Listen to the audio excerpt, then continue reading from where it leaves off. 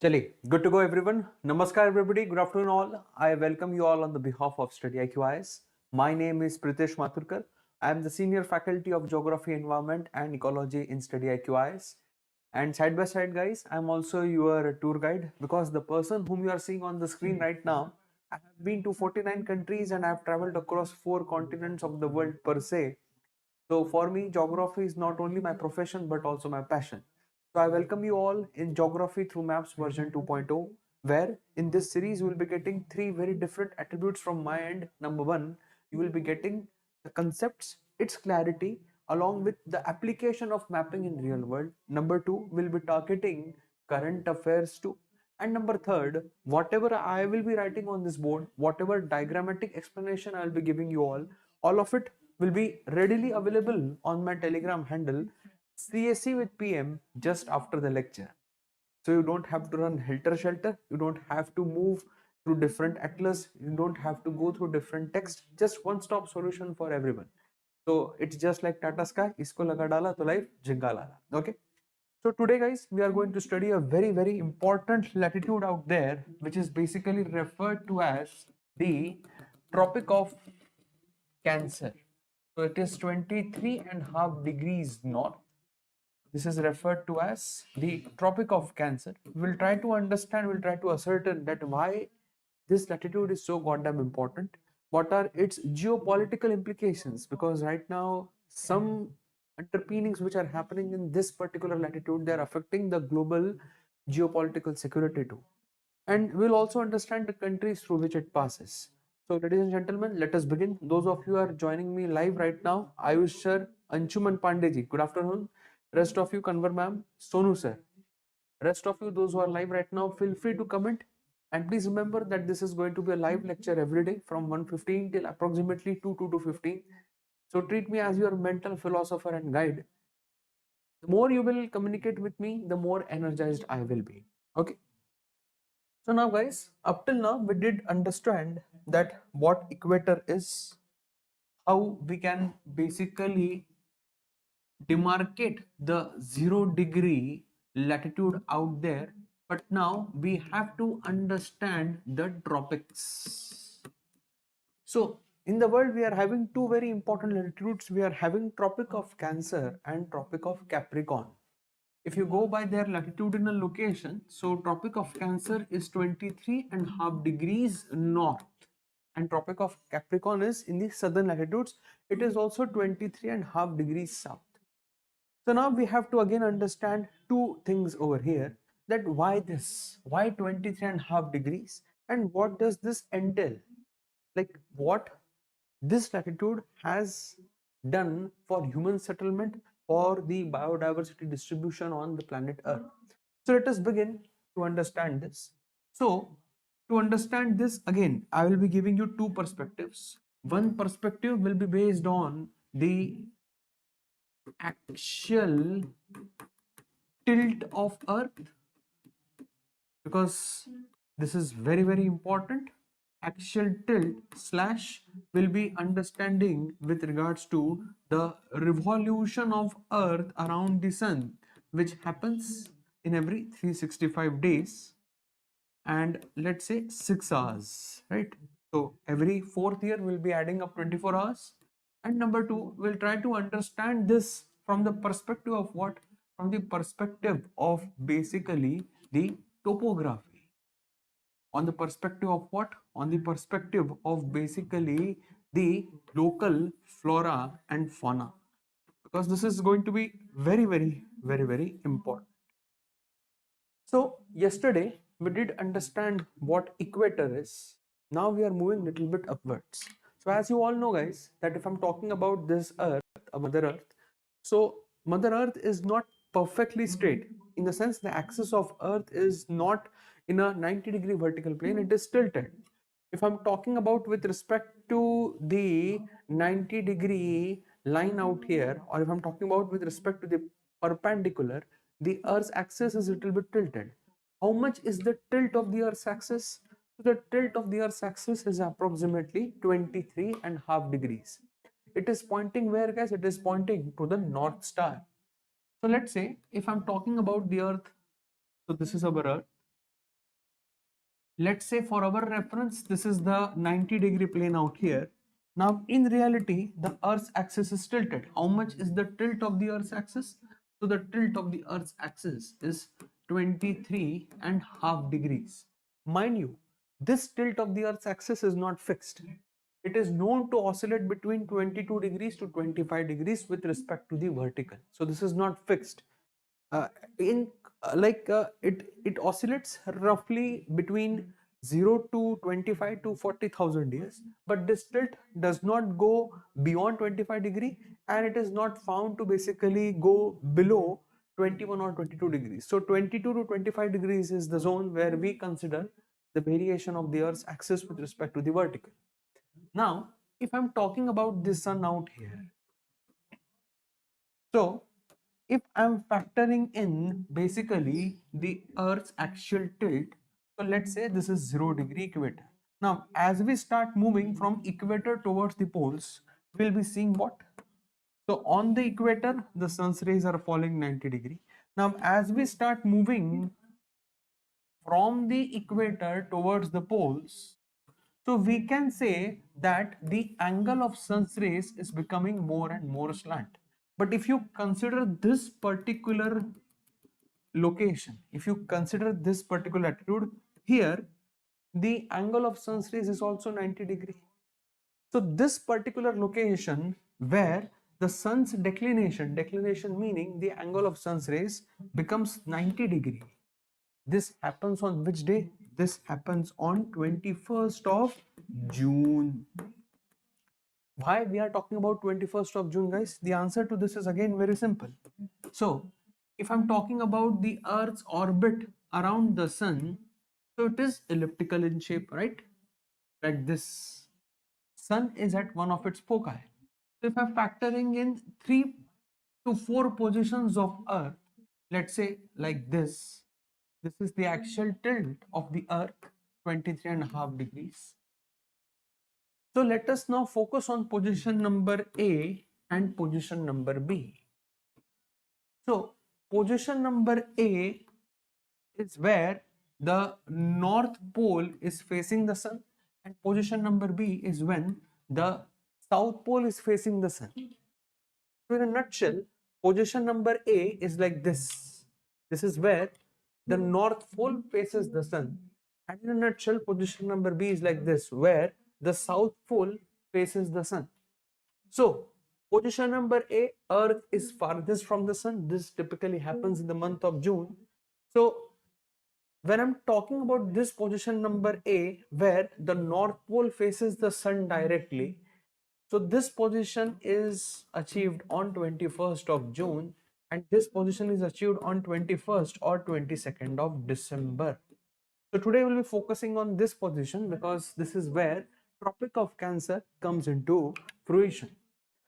So if I'm talking about 21st of June, 21st of June, what is happening? So if I'm standing over here and if I'm seeing the sun, so with respect to the equator, mind you, this is where we are having the equator. This is, let's say, 0-degree equator. Because of the orientation of the Earth's orbit around the sun seems to come up in the northern hemisphere. So the southern hemisphere, the South Pole is facing away from the Sun, the North Pole is facing the Sun directly. So can I say that Sun is basically having apparent migration with respect to the Earth? The answer is yes. If I'm standing over here, if I'm closely observing the Sun, with respect to me, with respect to the equator, Sun has tilted little bit upwards. Tilt in the sense, I'm talking with respect to the spherical shape. So what is Tropic of Cancer? So in reality, when I'm talking about Tropic of Cancer, because of the actual tilt of Earth and because of the revolution of Earth around the Sun, so Tropic of Cancer will denote the northernmost, mind you, this is very, very important, the northernmost migration. Mind you, this migration is not actual, this migration is apparent. It is happening because of what? It is happening because of these two things. Those of you who are watching me live, please feel free to comment, are you understanding this stuff or not? Because this is really very, very quintessential. So this is the northernmost migration of the sun. Mind you, this is apparent. And when I'm talking about the northernmost migration, so this happens till what latitude? Till 23 and half degrees north, meaning that if I'm taking you on this latitude on basically 21st of June, so this will be the northernmost extent where the sun's declination, this is very important, sun's declination is 90 degree. This is very, very important. So sun's declination being 90 degree means this will be the max latitude. This will be the max latitude where you can have 90 degree of sun's insolation. Beyond this, the declination of sun is not 90 degree. So declination means the angle of sun's rays with respect to the earth, the declination will be less than 90 degree. Beyond this, the sun's rays will not fall perpendicularly anywhere on the earth. So this will be the max latitude in the northern hemisphere and quite opposite in the southern hemisphere, the Tropic of Cancer, where we'll be getting what? Where we'll be getting the brunt of the insolation. So from 0 degree up till 23 and half degrees north, and from 0 degree up till 23 and half degrees south, this is where we'll be having maximum energy received on earth per se. So Tropic of Cancer in a nutshell is that latitude where the sun's rays fall 90 degree to the maximum extent beyond which the sun's rays will never fall 90 degree. So when I'm talking about Tropic of Cancer, so Tropic of Cancer will denote the northernmost migration of sun. This is very important. And mind you, this migration is apparent. This is not actual. This is happening because of axial tilt and the spherical shape of Earth. And that is why, guys. So Kanwar ma'am, Anshuman sir, rest of you, those are in the meeting, please comment me so that I can address you by your name. Rest of you, those are there, Ayush sir. So that is why we celebrate the festivals, right? So Uttarayan, Makar Sankrant, Pongal, Lori, Uttarayan or Makar Sankrant, sun entering into Makar Rashi, Uttarayan, sun, Uttarayan, the sun starting its northward journey. We celebrate in the month of January. Why? Because after 21st of December, the sun will slowly start to migrate where? In the northern hemisphere. So when I'm talking about 21st of June, so 21st of June will mark what? It will mark the longest day in the northern hemisphere. This will be the longest day where? In the northern hemisphere. This is very, very important.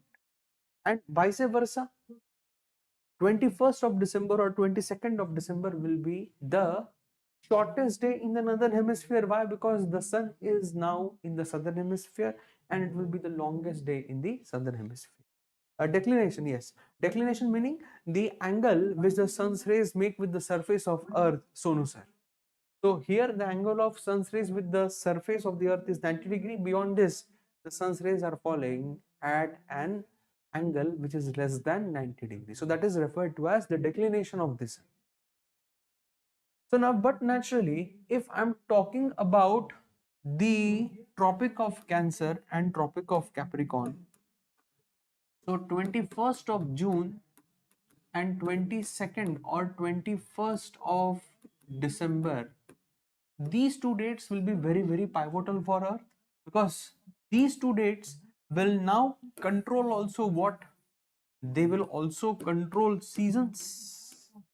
Somewhere it will be the beginning of summers, somewhere it will be beginning of winters. Very, very important. And plus, you also have life distribution according to it.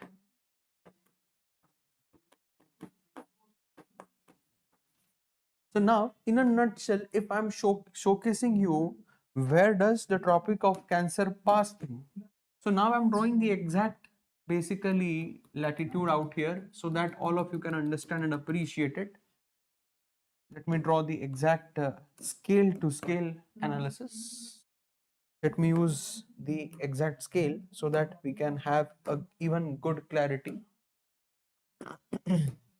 Mm, let me use a proper line. Use a dotted line. Okay, this is good. This is how we have the passage of Tropic of.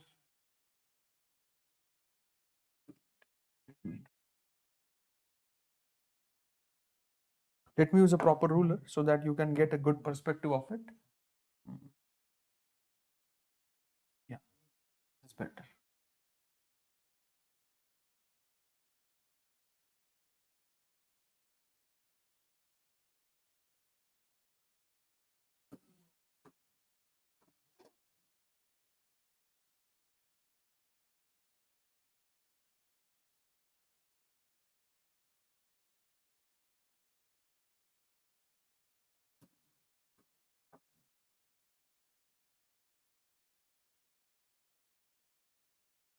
This is perfect.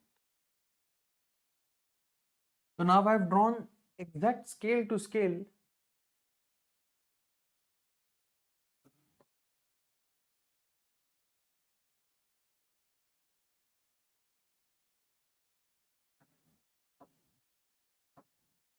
So what we are seeing right now is exact scale to scale representation of Tropic of Cancer on the physical map out here. So the Tropic of Cancer will pass through North America, it will pass through Africa, it will pass through West Asia, it will pass through South Asia, and then ultimately it will pass through basically a country called as Taiwan. If you talk about the Tropic of Cancer, in a nutshell, if you see on the board right now, can you see surrounding the Tropic of Cancer, we are having very much grade areas in the sense that we are having basically the areas represented on the physical scale, which are somewhat very much burning out here.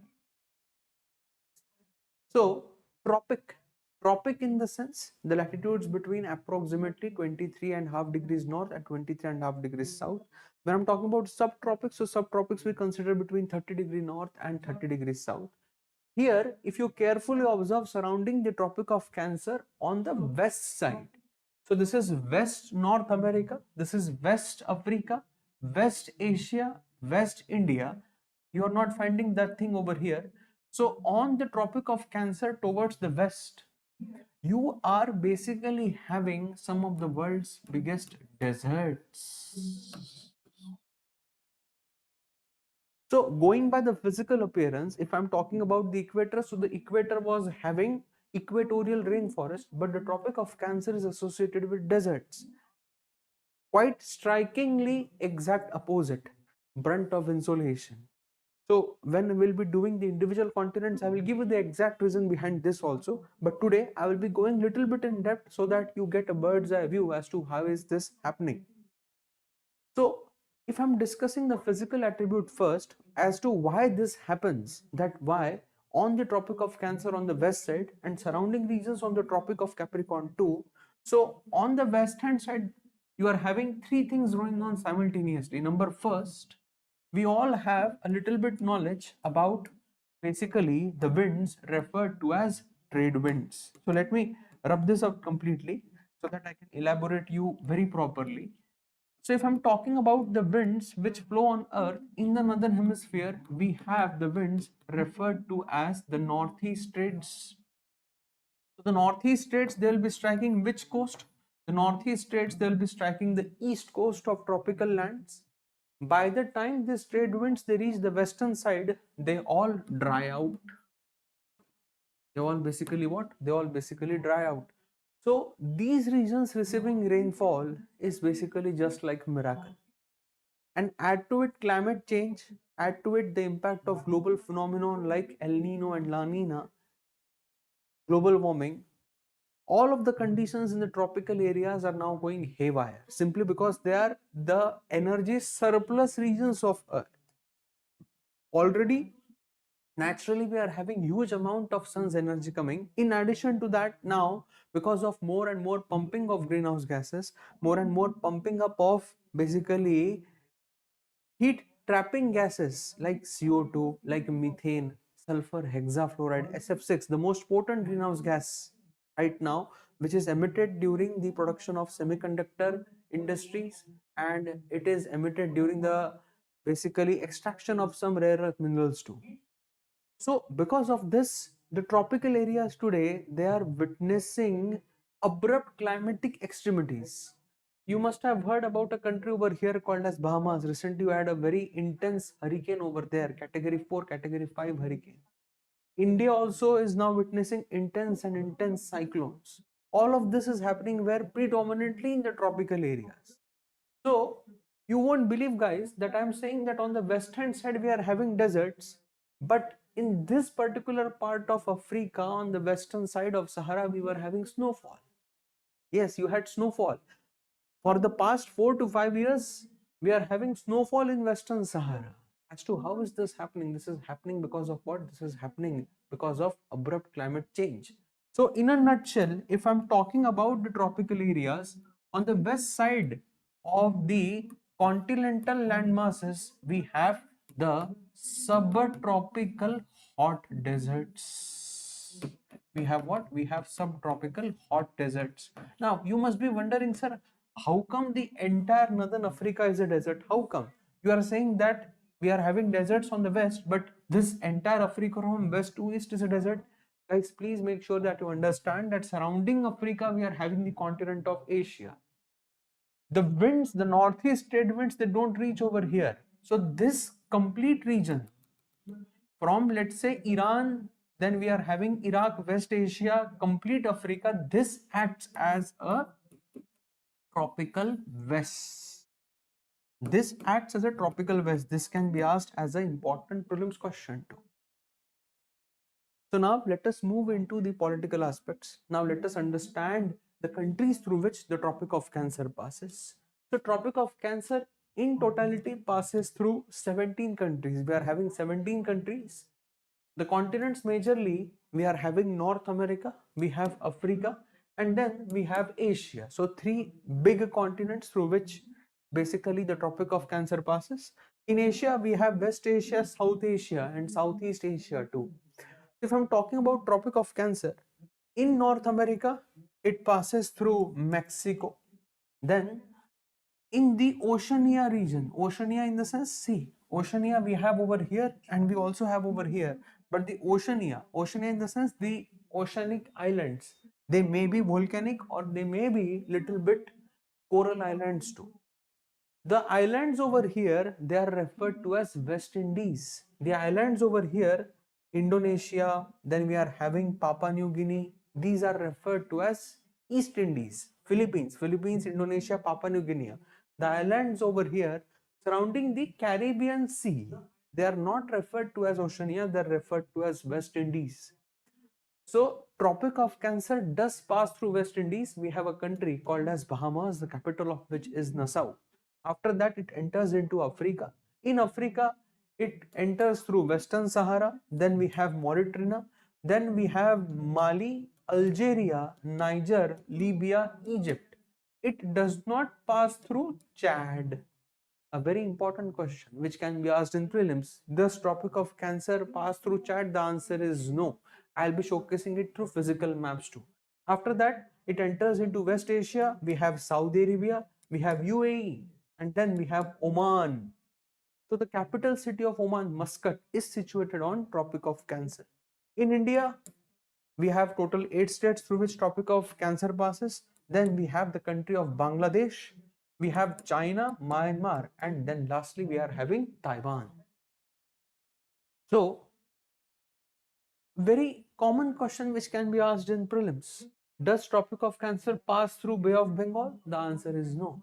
Does Tropic of Cancer pass through Arabian Sea? The answer is yes. Does Tropic of Cancer pass through Persian Gulf? The answer is no. Does Tropic of Capricorn pass through Red Sea? The answer is yes.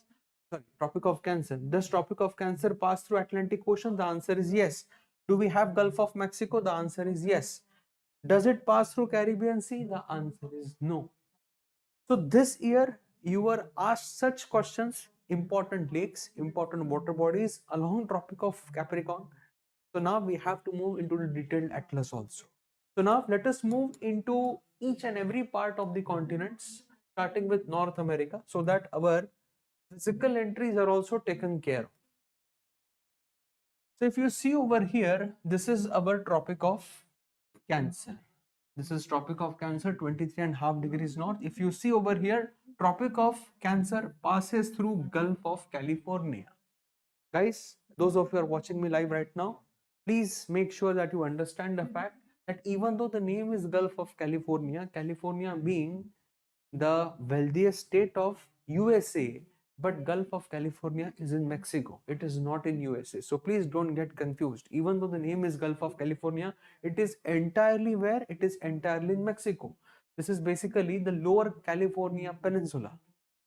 After that, the Tropic of Cancer, it basically passes through central Mexico. It cuts the central Mexican plateau.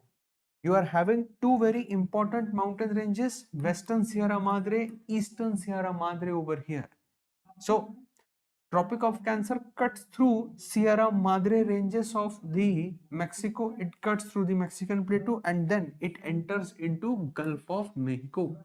Or now we can refer to it as Gulf of America. Donald Trump has named it, but the world does not adhere to it. So this is Gulf of Mexico. It does not pass through Caribbean Sea. Caribbean Sea is in the south. It will then enter into where? It will enter into Straits of Florida. Very important. So the Florida Strait, it will connect Gulf of Mexico with the Atlantic Ocean. So strait is a narrow body connecting two large water bodies. So Tropic of Cancer, it will pass through Gulf of Mexico, it will pass through Straits of Florida, and then it will enter into the Atlantic Ocean. So this is where we are having Bahamas, the capital of which is going to be Nassau. This is very, very important. It does not pass through Cuba. It does not pass through the Caribbean Sea. It only passes through Bahamas, which is a country of the Caribbean island group, also referred to as the West Indies. Very, very important. After this, the Tropic of Cancer enters into Africa. Now, Africa is a little bit important. So please focus on this. This is very, very important. If I'm talking about Tropic of Cancer, so Tropic of Cancer passes through Northern Africa. So we have Western Sahara, Mauritania, Mali, Niger, Algeria. This is a country called as Chad. Sorry. This over here is where we are having a country referred to as Chad. Right? If you carefully observe, Tropic of Cancer does not pass through Chad. This is very, very, very, very important, which can be asked in prelims. Let me showcase you through the political map again. If you carefully observe, this is Western Sahara, Mauritania, Mali, Niger, Algeria, Libya. This particular country, to the west of Sudan, we are having Chad.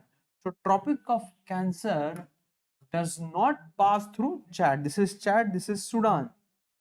So North Sudan, below you will be having South Sudan. So Tropic of Cancer will not pass through Chad. Please let me know whether you have understood this fact. Then we have Libya, then we have having Egypt. And the region over here, we refer to it as Sahara. We call it as what? We call it as Sahara. Guys, two very important current affairs with respect to this region. First of all, let me elaborate in the southern Atlantic, and then southern in the sense the part of the Atlantic Ocean where we are having the southern side of Tropic of Cancer, and then we'll move ahead. So first of all, let me use the detailed map of North America so that you get a good bird's eye view of this. So now, if I'm talking about Tropic of Cancer, you need to remember two current affairs over here, which are very, very, very, very important. So this is how we are having the passage of Tropic of Cancer like this. So this is referred to as the Straits of Florida.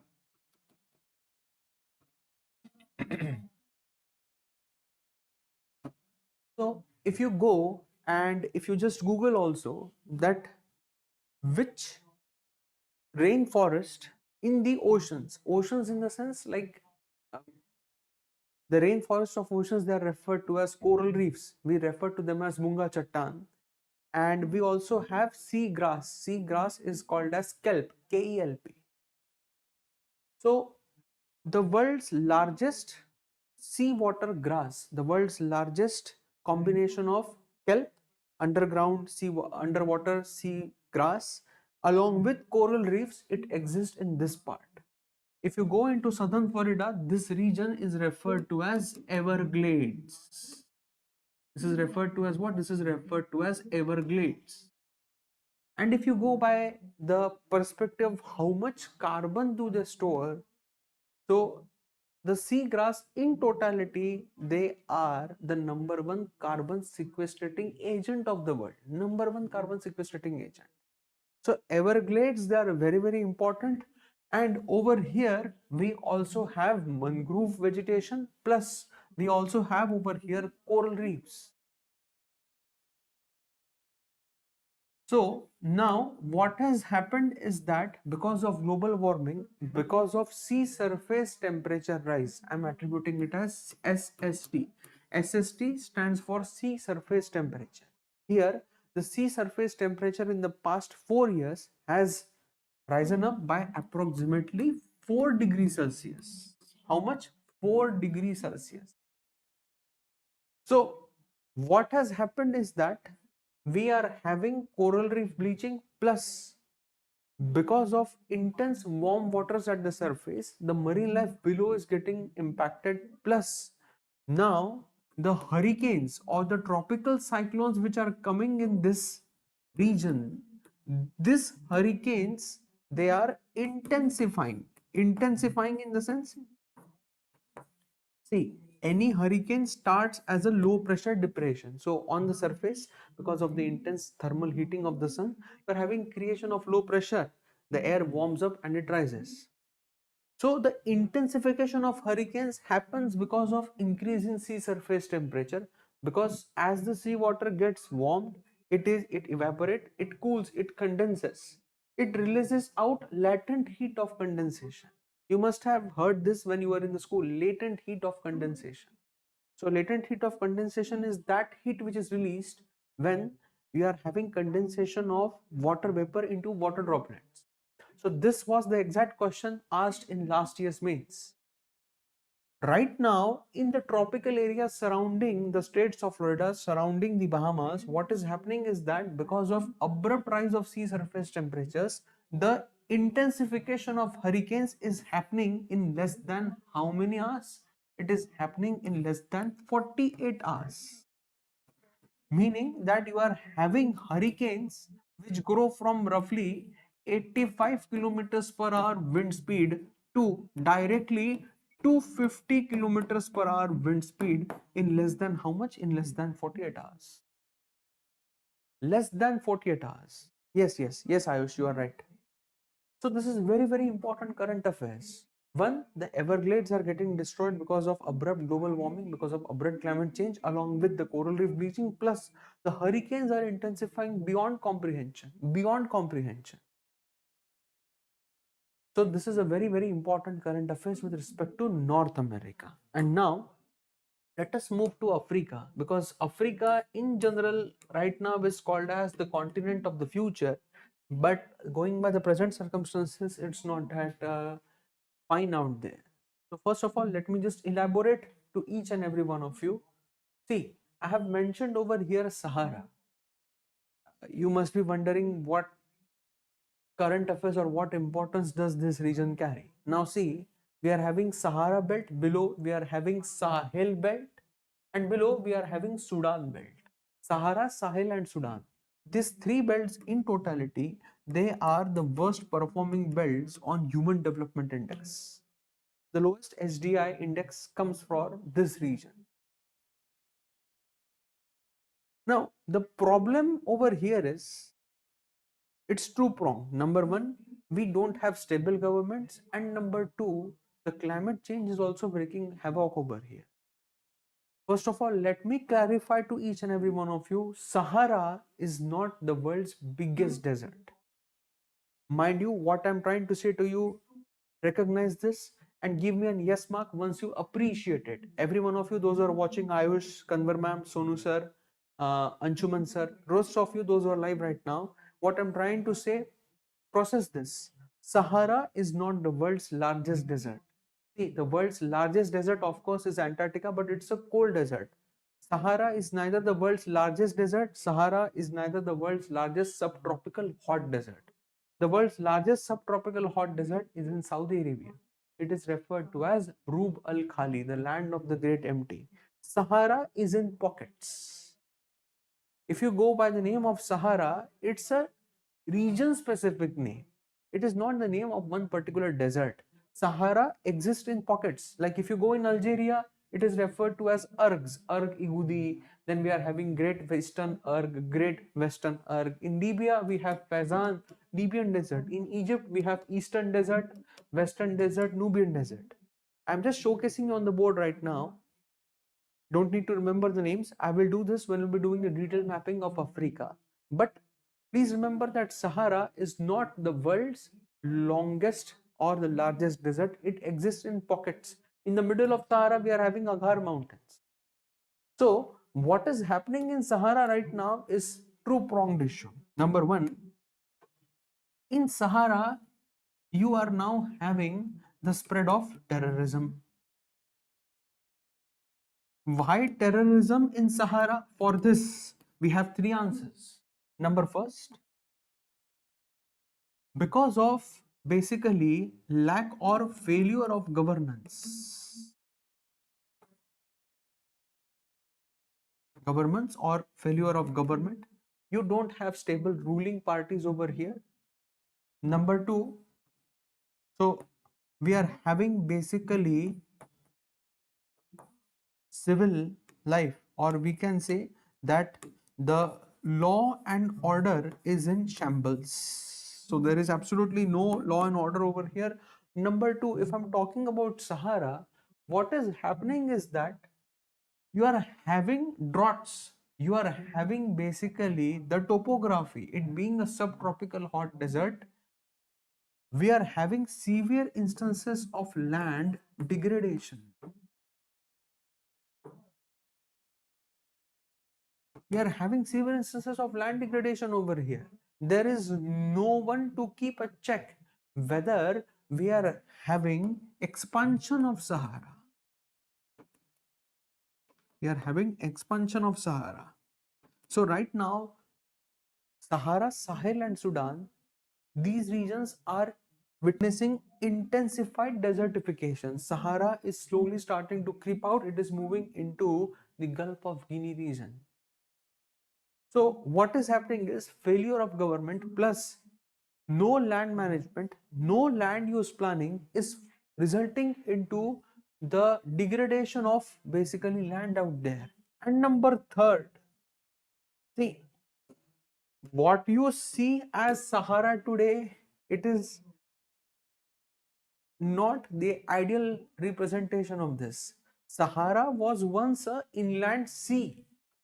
It was an inland sort of sea, or we can attribute it as ocean. If you go back 10-50 million years ago, so this was actually a sea. You have marine life over here. Plus, if I'm talking about Sahara, in general, the Africa, so it's a very old craton, it's a very old landmass. If I'm taking you to central southern Africa, this region, it is referred to as Katanga, to the south of Congo. So that is the oldest continental crust on earth. It is referred to as basically Kapwal Craton.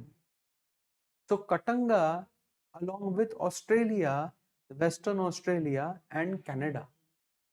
So Canada's Quebec, Africa's Katanga and Western Australia's Kimberley. These regions, these are some of the world's oldest continental landmasses. But naturally, this is where we do find lots and lots of minerals. We have gold, we have coal, hydrocarbons, plus you all know, so Niger right now, France has completely left it. You are having coups, you are having lots and lots of military coups happening, uranium deposits. So you don't have basically metallic and non-metallic minerals. You also have radioactive elements over here. So today, Sahara is engulfed completely in terrorism. You have Al Qaeda affiliates, you have ISIS affiliates, plus you are having local militant groups over here. Now, these countries, they have come together. They are basically building a new coalition out there. It is referred to as the Great Green Wall Initiative, similar to the Great Wall of China. So this Great Green Wall Initiative, it starts from Senegal, it goes up to Djibouti. So this is where we are having a country called as Djibouti. This is where we are having a country called as Senegal. The Great Green Wall was supposed to be an initiative which is stopping the desertification of this particular region, meaning they are not building a Great Green Wall as we have in China. It is a kind of anecdote. So Great Green Wall was basically a greening program in the sense that we will take back the degraded land, plus we'll do afforestation, plus we'll stop deforestation over here. So the reclaiming of degraded lands, planting new trees, stopping afforestation, plus generating green jobs, that was supposed to be the aim of this. Till 2030 there were some very intangible targets. Up till now only 30% of the targets have been met. The biggest threat to the tropical regions of Sahara is this one today: terrorism. Unless and until this is taken care of, because of these three particular attributes, Sahara is going to move towards the south. And this is now evident. If you go into the Gulf of Guinea countries, Cote d'Ivoire, then you have Nigeria. If you go into Gabon, then Equatorial Guinea. Now we are having shifting basically ecosystems. We are now seeing that yes, the hot winds from Sahara, they are desiccating these countries like anything. Droughts have become more and more intense. And now, in addition to this, the Mediterranean Sea becoming more and more warmer. So up till now, the cyclones or the hurricanes in the Mediterranean Sea, they were referred to as medicanes. So up till now, the medicanes were not that powerful, but because of global warming, the cyclonic disturbances over here, the medicanes, the hurricanes of the Mediterranean region, they have also become very intense. So now the entire northern side of the African coastline is now suffering from twin disasters. Number one, we are having intensified hurricanes. We refer to them as medicanes. And during winters, or let's say during late summers, we are also witnessing what? We are also witnessing intense cold waves coming. You are actually having snowfall in Sahara, in Algeria. You won't believe this. If I showcase you, so let me just showcase you these images so that you can all believe what I'm trying to showcase to you all. No internet. Let me just check. Yeah, got it. So let me just showcase you snowfall in Sahara. You will be blown out by the images of it. That how is this happening, particularly in Algeria? So this is happening now because of what? This is happening because of temperate cyclones coming in. So up till now there were supposed to be medicanes only, but now right now in Sahara, if you see the images, you are witnessing snowfall over here. So during the winter months, the temperate cyclone basically is depositing heavy amount of snowfall in Sahara. So you are not having only hurricanes coming, you are also having cold waves coming because of what? Because of a phenomenon. I don't know how many of you know this, but these are referred to as fronts. We call them as fronts, which are brought by basically jet streams. So don't worry, we'll be discussing all of this in detail in the next series. But for now, please remember, because this can be asked in prelims too. So due to this only cocoa cultivation, and yes, of course, Ayush. So the cocoa cultivation in this part, in the equatorial regions of Africa, it is very much in danger right now. Plus diamond exploration also. So this is happening where? This is happening in basically the African region. After that, the Tropic of Cancer, it enters into West Asia, and Once I talk about West Asia, so West Asia, all of us know that it is also engulfed in huge amount of geopolitics. If I'm talking about West Asia now, so this is my Asia physical map. Let me just zoom in more over here. So after passing through basically the Sahara, after passing through Egypt, the Tropic of Cancer enters into Saudi Arabia. See, this is where we are having Rub al Khali. So this is we are having UAE. So Tropic of Cancer will not pass through Persian Gulf. It will not pass through Arabian Gulf. It will not pass through Gulf of Oman. The capital city of Oman, Muscat, is on Tropic of Cancer. After that, it passes through Arabian Sea. It passes through basically the western side of the Gujarat coastline. So this is Gulf of Kutch. It will not pass through it. It will enter into India through basically a region called as Sar Creek. Just to the south of it, it will be entering into India. After that, it will be passing through 8 states of India. It will pass through Bangladesh. Then it will enter into Myanmar. Right now, if you go into Myanmar, this particular area is very much in news. This is referred to as Shan Plateau. So Shan Plateau is from where we have majority of gemstones coming. Majority of gemstones of the world, they come from this region, Shan Plateau. So you now know what is happening in Myanmar.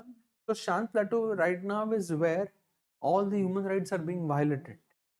And Myanmar today has become a hotbed for launching basically cyber terrorism, cyber espionage on India. So Shan Plateau, please remember this name. The Tropic of Cancer does pass through it. After that, it enters into China. And in China, you have very important river. We have basically Xinjiang River, through which it cuts. This is very, very important. Xinjiang, it can be asked in prelims, so you should know that. After that, it cuts Taiwan state, it enters into Taiwan. So it does pass through Taiwan, it cuts through Taiwan state. And please remember that when I'm talking about India, so in India, Tropic of Cancer is really very important. Why? Because Tropic of Cancer does not cut through Narmada Valley. The flow of Narmada, the entire valley of Narmada is to the south of Tropic of Cancer. This is very important. Don't basically confuse with this. The Narmada Valley is to the south of Tropic of Cancer, is to the not to the north of Tropic of Cancer. And in Gujarat, when we're doing the detailed map of India, I will tell you, we are having a river called as Mahi River. So Mahi River is the only river in India which cuts Tropic of Cancer 2 times. So for now, just remember that Narmada is entirely to the north of Tropic of Cancer. So states of Florida, Taiwan state, two very important states which are cut by the Tropic of Cancer. Rest, you don't need to remember any entries. And if I'm taking you to Africa, so Africa, you also have one very important entry over here. That Tropic of Cancer passes through which mountains in Sahara? So it passes through the Aghar mountains in Sahara. Very, very important. Here you are having Mount Tahat. So this is basically Algeria. It passes through the Aghar mountains of Algeria, passing near Mount Tahat, the tallest peak over here. You should know this just for your reference so that you don't get confused. Rest, all of the entries are good enough. Okay. So I hope today's session was enlightening for all of you. Please remember that all of this will be readily available on my Telegram group. My Telegram group is CSC with PM. And guys, please remember that StudyIQ has always been there for you all in your difficult times. We always encourage that basically financial problems should not be a limitation for your understanding, for your basically opportunity to expand and fly into the open skies, right? So any course on StudyIQ website, if you want to avail, you can use my code PM Life and you can avail fantastic discounts on it. Right now, our flagship Success in Prelims program has begun. We are now witnessing the Learners Day sale. So if you use my PM code, you can start your SIP program in only 4,999 rupees. And plus, if you are aiming for 2027 or 2028, we are having the Resolution Plus batch. where you are having the success means residential program being included, plus you are having weekly test series plus mentorship. So you can use my PM code and you can start your journey with us in only 18,999 rupees. Okay. So please don't forget to use my code PM Life, and please don't forget to subscribe to my Telegram channel CSA with PM. Whatever I've written on the board, it will be readily available to each and every one of you. Okay. So on the behalf of StudyIQ, I thank each and every one of you. Until next time, until tomorrow. So tomorrow we'll be discussing topic of Capricorn. Please keep on smiling. Please keep on working hard and summarize everything, because that is the ultimate crux of life. Okay. Thank you everyone. I will see you all tomorrow. Take care.